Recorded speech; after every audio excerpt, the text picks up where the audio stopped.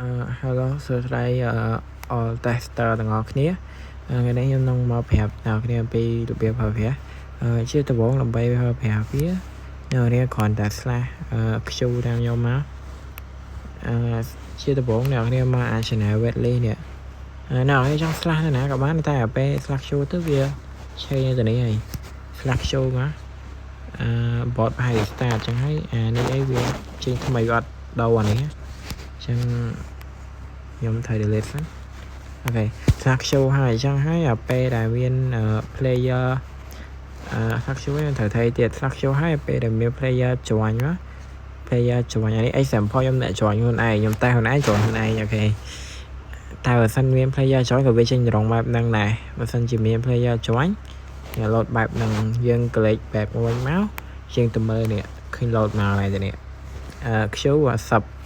ទៅមើលមកយើងចុចពាក្យ sub player មកafter sub ហើយយើងនឹងឃើញនេះឃើញហើយគឺវា load តន័យរបស់ player មកហើយថា player នឹងមិនដែរហើយយើងអាចដឹងអំពីតន័យរបស់ player នឹង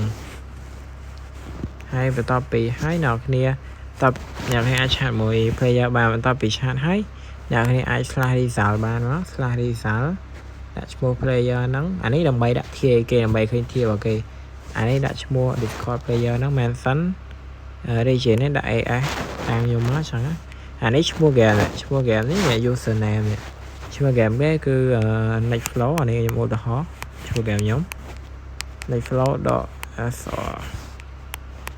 យ៉ាបន្ទាប់ពីដាក់ឈ្មោះ game ហើយអាកន្លែងនេះបើសិនជាគេមាន rank នេះអាកន្លែង base rank នេះតែមានគេ loadify ដាក់អីគេមកអានេះ loadify អញ្ចឹង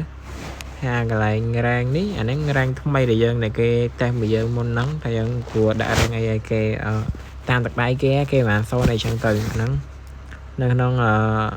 អាកន្លែង channel ខ្ញុំប្រាប់ហើយ channel បន្ទុកថាមិនសូននេះអានេះខ្ញុំឧទាហរណ៍ទេអានេះខ្ញុំដាក់ high tier file អញ្ចឹងទៅយ៉ាបន្ទាប់ពីអាស័ព្ទហើយដល់នេះមិនធ្វើទៀតទេដល់កន្លែងនេះខ្ញុំអ្នកចុចអាស័ព្ទទេកន្លែងនេះខ្ញុំអ្នកចុចអាស័ព្ទទេហើយវានឹង load ឃើញហើយនេះវាឃើញ data មកហើយ loadify ឬក៏ hidify តែប៉ុណ្ណឹងគឺជាការស្រាវដល់ពេលដល់កន្លែងពេល slide eval ម្ដងទៀតខ្ញុំធ្វើម្ដងទៀត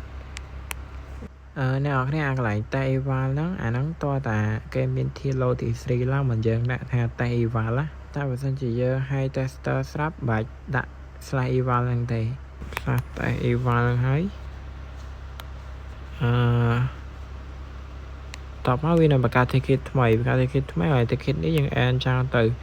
ហើយពេលយើងទៅមើលកន្លែង ticket នេះយើងមិនបាច់មើលទេហ្នឹងຕົកស្រាប់តាហើយ high tester មើលក៏បានដែរទាំងអស់ហើយវាគ្រាន់តែ add យើងទៅទេយ៉ាអានេះយើងឧទាហរណ៍ទេអាចនឹងយើងប្រហែលជាអត់ឃើញទេដឹងអានេះខ្ញុំយើងផ្លេចដែរ ticket នេះអញ្ចឹងហើយយើងគ្រាន់តែប៉ុណ្្នឹងគឺបានហើយយើងຕົកចោលទៅយើងអាចទៅអាស័ព្ទអ្នកផ្សេងតទៀតដើម្បីតេស្តមួយអ្នកផ្សេងតទៀតបាន